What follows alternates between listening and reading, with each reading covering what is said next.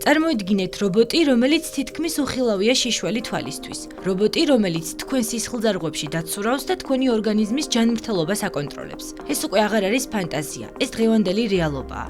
პენსილვანიის უნივერსიტეტის მეცნიერებმა წარადგინეს მსოფლიოში ყველაზე პატარა, სრულიად პროგრამირებადი ავტონომიური რობოტები, რომლებიც ზომით ბევრ მიკროორგანიზმს უთანაბრდება. თითოეული ზომა 0,2-დან 0,5 მმ-მდეა, რაც მათ დანახვას თითქმის შეუძლებელს ხდის.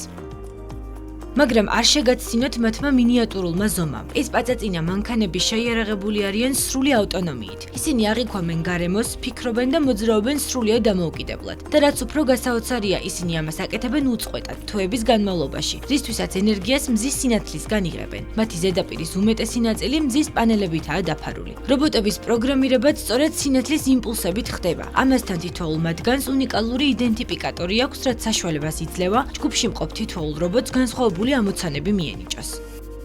სინამდვილეში ისინი ორი უნივერსიტეტის საინჟინრო მიღწევებს აერთიანებენ. მიუხედავად იმისა, რომ ამოძრავებელი სისტემა პენსილვანიის უნივერსიტეტში შემუშავდა, მიკროსკოპული ეგრეთ წოდებული ტვინი, რომელიც მხოლოდ 75 ნანოვატის სიმძლავრით მუშაობს, მიჩიგანის უნივერსიტეტში შეიქმნა.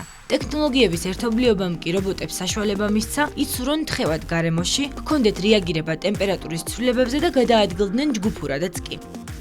უნდა აღინიშნოს, რომ მოძრაობა მიკრო მასშტაბზე უდიდესი გამოწვევა იყო, თუმცა გამოწვევის საპასუხოდ მეცნიერებმა შექმნეს სისტემა, რომელიც არა რობოტს, არამედ მის გარშემო არსებულ წყალს ამოძრავებს. ელექტრული ველის გენერირებით რობოტები სითხეში არსებულ იონებს უბიძგებენ, რომლებიც თავის მხრივ ძრავენ წყლის მოლეკულებს და ქმნიან წინსვლას. პლუს-მინუს 1/3 ცელსიუსის სიზუსტის ტემპერატურის სენსორებით აღჭურვილი რობოტები თბილი ადგილების მიმართულებით მოძრაობენ და შეუძლიათ ტემპერატურის ცვლილებების შესახებ ინფორმაციის მიწოდება, უჯრედული აქტივობის საორიენტაციოდ.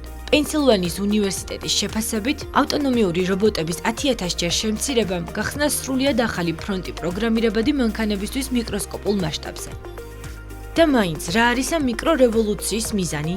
კვლევარები ამ მიღწევაში მხოლოდ დასაწყისს ხედავენ, რადგან მათი შეფასებით მომავალი თაობის რობოტები იქნებიან კიდევ უფრო ინტელექტუალურები, აღჭურვილი დამატებითი სენსორებით და შესაძლებლობით იმუშაონ უფრო მკაცრ გარემოში. აღნიშნული კი მედიცინაში უჯრედების დონეზე დაავადებების დიაგნოსტიკისა და მკურნალობის უდიდეს შესაძლებლობას შექმნის, რაც დამეთანხმებით თითოეული ადამიანისთვის ძალიან მნიშვნელოვანია.